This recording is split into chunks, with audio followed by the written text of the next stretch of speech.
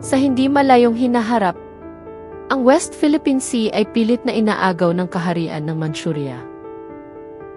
Bagamat hindi nila ito makuha sa pamamagitan ng pakikidigma, iba't ibang paraan ang ginagawa ng mga Manchurians para sirain ang moral, komunidad at paniniwala ng mga Pilipino upang masakop nila ang West Philippine Sea nang walang aktwal na digmaan na magaganap.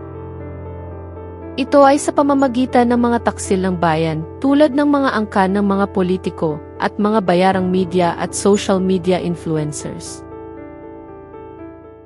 Isiniwalat ni Tatay Luna ang pagpaslang kay Presidente Martinez at ang balkanisasyon ng Mindanao. Ito na ang pinakahihintay nating hudyat para simulan ang tunay na himagsikan dito sa Mindanao. Ang kaganapang nangyari sa Kongreso kahapon tungkol sa pagpapatalsik sa pwesto o impeachment kay Vice President Solupondi Sayadola ay hindi na natin maaaring palagpasin.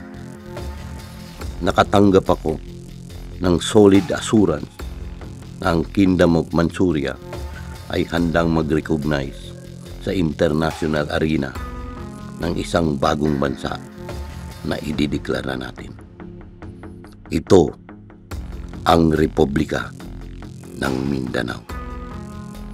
Kaya't huwag na tayo mag-aksaya ng panahon. Simulan na ang pag-atake sa hukbong sandataan ng Pilipinas. Pakinggan mo ang sasabihin ko sa iyo.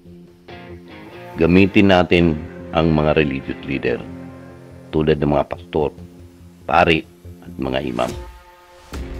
Gayon din ang mga katutubo, lalong-lalo na ang mga kabataan. Kailangan ma-brainwash natin sila, magamit natin sila para magalit sa kasalukuyang pamahalaan. Ngunit sa gayon, paniniwalaan nila tayo at madali natin makuha ang ating hangarin na maiwalay ang Mindanao at Pilipinas. Simulan natin sa paggawa ng mga kaguluhan. Mag-aasik tayo ng gulo. Isisisi natin ito sa mga sundalo ang kaguluhan. At sa bandang huli, tayo ang kikilalaning bayani dito sa Mindanao. Sa isang lugar sa Mindanao, isang ambush ang isinagawa ng puwersa ni Tatay Luna laban sa kasundaluhan. Sino ang pagpapantay? Ubusin natin sila.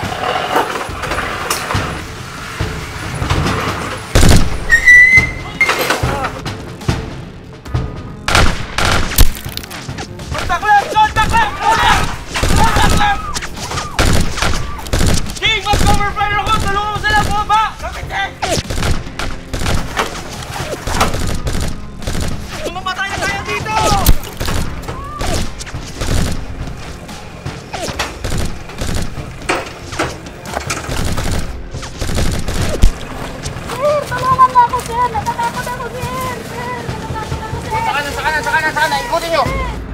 Ma'am, huwag kayo matakot! Ako bahala sa inyo! Diyan sa kaliwa! Sa kaliwa! Sumunod ka sa akin! Saan nyo mabuti? Ma'am, takbo ka na doon. Cover kita. Bilis, bilis, bilis!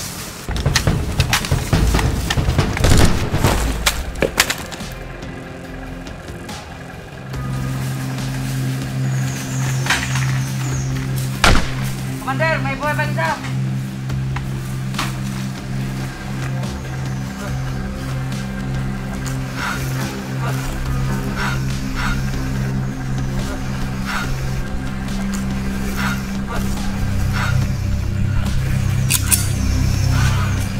Taas noong isisigaw.